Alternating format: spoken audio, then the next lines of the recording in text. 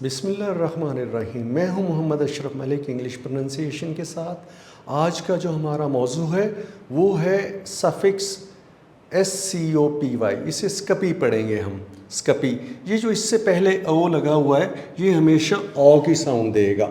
ओ स्कपी, ये हमेशा हमें ओ की साउंड देगा।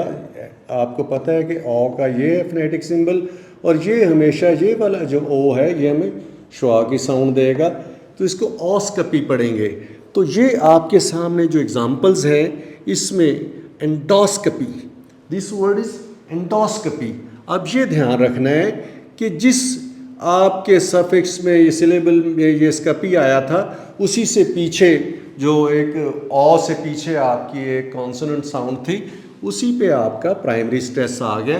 And this word is endoscopy and this word is microscopy. Microscopy, ठीक है। ये बड़ा वाज़े नज़र आ रहा है कि ये स्ट्रेस मार्क फिर यहाँ आया हुआ है, बाकी सारा लफ्ज़ वैसे का वैसे ही पढ़ा जा रहा है। So this word is microscopy and this word is laparoscopy. Laparoscopy.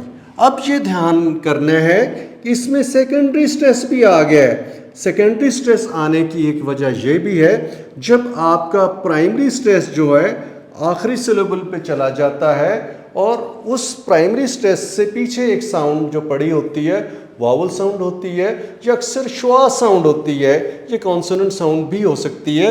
अब वहाँ पे आपका एक सिलेबल ख़त्म हो रहा था श्वा साउंड पे जैसे, तो इसलिए यहाँ पे सेकेंडरी स्ट्रेस भी आ गया। Now it's pronunciation is laparoscopy. Laparoscopy, and the pronunciation of this word is spectroscopy. Spectroscopy.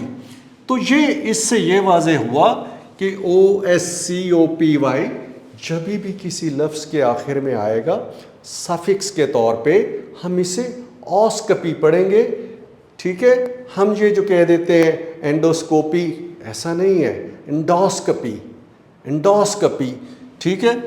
तो ये आज का जो मौजू है ये भी ये बड़ा वाज़े करता है कि हमारा जो तलफ़ुज़ है वो ज़्यादातर इन्हसार करता है सफिक्सेस पे, और सफिक्सेस का एक अपना बिहेवियर होता है। Suffixes tell us how to pronounce them and how to pronounce the preceding vowel sounds. उनसे पहले जो वावल लेटर्स आए हुए हैं उनको किस तरह से हमने बोलना है, पढ़ना है। तो ये सफिक्सेस न सिर्फ इनके अपने एक जनरलाइजेशंस होती हैं, रूल्स होते हैं, रेगुलेशंस होती हैं, बल्कि अपने से पीछे जो इनके वावल लेटर्स पड़े होते हैं इनके बारे में भी हमें वो मालूमात दे के जाते हैं कि उन वावल लेटर्स को आपने किस साउंड में बोलना है। तो ये जो सफिक्स है इसने हमें बड़ा वाज़े बताया था कि जब SCOPY आएगा हम इसे स्कपी बोलेंगे, और इससे पहले अगर ओ लेटर आ गया हम इसे ऑस्कपी बोलेंगे। जब ऑस्कपी बोलेंगे तो इसी सिलेबल पे आपका प्राइमरी स्ट्रेस भी आ जाएगा। तो पहले सिलेबल पे अब आपका प्राइमरी स्ट्रेस कभी नहीं होगा, अगरचे सेकेंडरी स्ट्रेस हो सकता है, जैसे कि इस एग्जांपल में आपके पास सेकेंडरी स्ट्रेस था। बाकी जो 3 एग्जांपल्स थी उसमें सेकेंडरी स्ट्रेस नहीं था। So this is what we have learned today, that these suffixes have a definite behavior, definite pattern.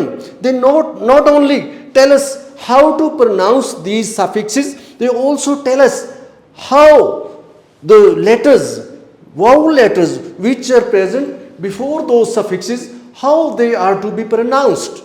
So they have a specific pattern and behavior.